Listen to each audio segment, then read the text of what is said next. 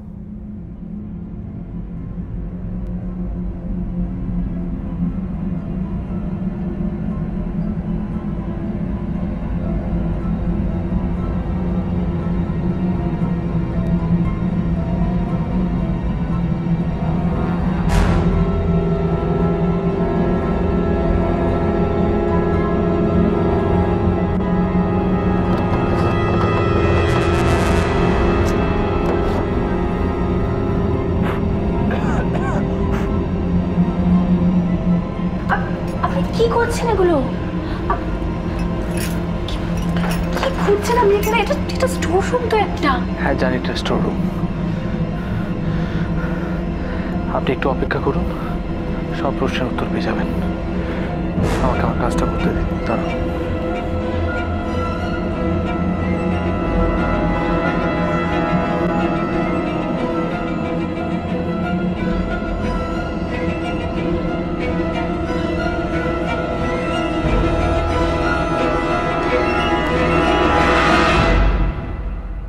বৌরানী তো ঠিকই করেছে। এখন আমাদের কোম্পানির সব দায়িত্ব তো বৌরানীর ওপরেই।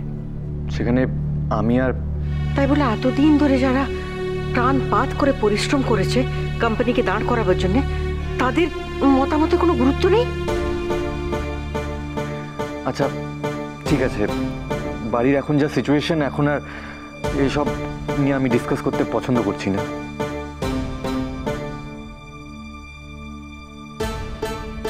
এবার বুঝতে পারছেন তো বেয়ান, কেন আমার মেয়ে ওকে সহ্য করতে পারতো না কো? ওফো, এসব কথা থাক না এখন। কেন থাকবে বেয়াই মশাই, সত্যিটা তো সত্যি। আমার মেয়ে তো সারা জীবন এই জ্বালায় জ্বলে পুড়ে মরলো, এখনো নেই যখন শুরু হয়ে গেল সার্থকী আর অব্রবাবু জীবনের ভোগান্তি।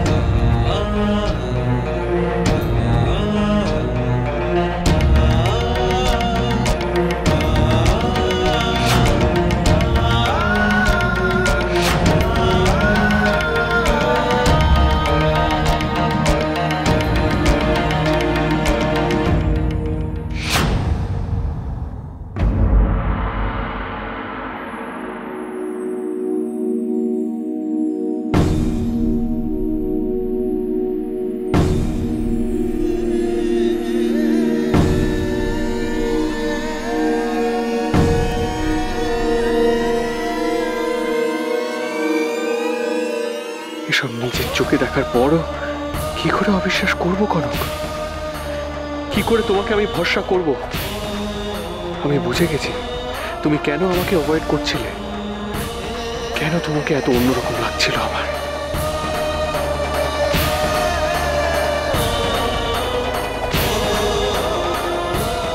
বেশ, তুমি যখন আমাকে আর ভালোবাসো না, তখন আমিও তোমাকে আর কোনো প্রশ্ন করবো না কনক।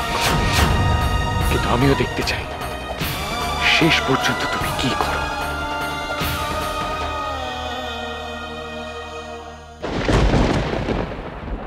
তুমি এখানে এ সময়?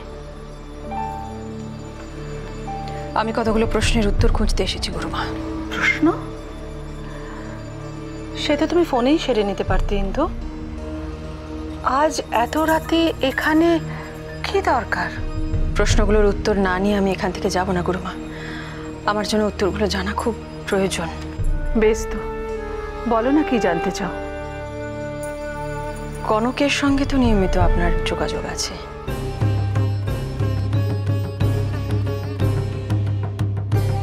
বড় ভালোবাসে মেয়েটা। শুধু কি তাই গুরুমা? তুমি কি বলতে চাইছো ইন্দু? কিছু মনে করবেন না গুরুমা।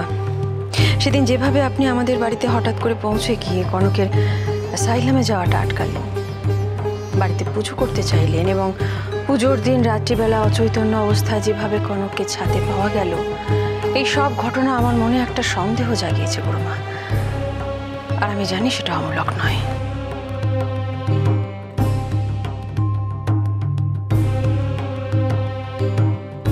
তুমি বুদ্ধিমতী মেয়ে, তার উপর যেভাবে তুমি সংসারটাকে আগলে রাখো, তোমার মনে এই সমস্ত প্রশ্ন আসবে সেটা তো স্বাভাবিক। সেই জন্যই তো বলছি গুরুমা, কনক কি করছে, কেন করছে? কনক? কনক আবার কি করলো? গুরুমা, আমার কাছে আপনি প্লিজ কিছু আড়াল করবেন না। আমাকে সবটা পরিষ্কার করে বলুন, কারণ আজ কনক নিজের দোষে নিজের সংসারটাকে ভাঙতে বসেছে, আর আমি সেটা সহ্য করতে পারছি না। ইন্দু, সংসার একটা বিচিত্র জায়গা। একদিকে গড়তে গেলে আরেক দিক ধ্বংস হয়ে যায়।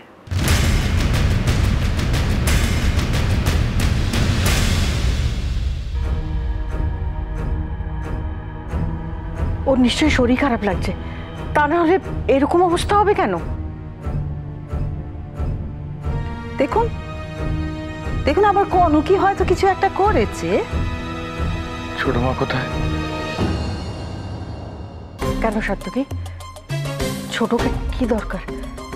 তোমার কি শরীর খারাপ লাগছে? আমরা ডাক্তার ডাকবো? অব্র, আর দেরি করিস না, এক্ষুনি ডাক্তারকে কল দে। হ্যাঁ বাবা, আমি এক্ষুনি যাচ্ছি। ছোট মা কোথায় বল?